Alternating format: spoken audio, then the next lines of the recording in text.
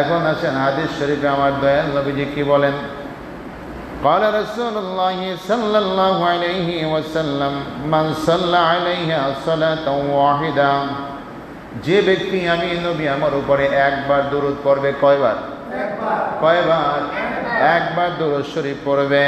ওয়াহিদান সাল্লাল্লাহু আলাইহি আশরা সালাওয়াতি ওয়া হুত্তাত আনহু আশরু খতিআতি ওয়া রুফিআ লাহু আশরু দারাজাতি, রাওয়াহুন নাসাই। যে একবার দরুদ শরীফ পড়বে আল্লাহ তাআলা আশারা মানে হলো 10টা নেকি তার আমলনামায় জমা দিয়ে দিবে। 10টা গুনাহ তার আমলনামা থেকে কেটে দেওয়া হবে। কয়টা গুনাহ? 10টা গুনাহ কেটে দেওয়া হবে। আশরু খতিআ, 10টা গুনাহ কেটে দেওয়া হবে।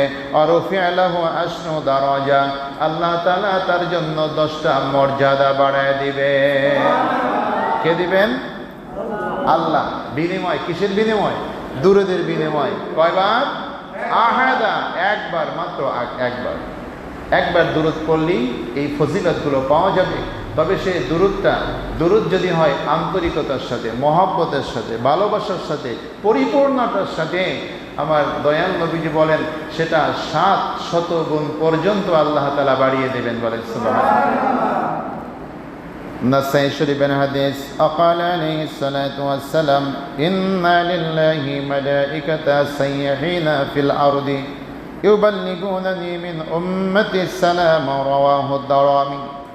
দয়াল নবীজি বলেন আল্লাহ তাআলার কতগুলো ফেরেশতা আছে এই দুনিয়ার জমিনের মধ্যে, তারা চলাফেরা করেন। আমার উম্মতের মধ্যে যারা দরুদ পড়ে আর সালাম দেয়, এইগুলো আমি নবী আমার কাছে পৌঁছে দেয়।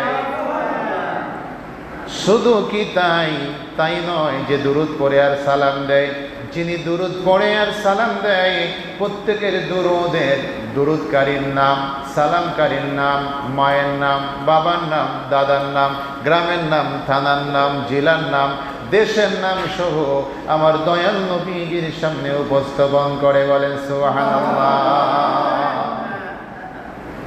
আল্লাহুম্মা সাল্লি আলা মাওলানা মুহাম্মাদ ওয়া আলা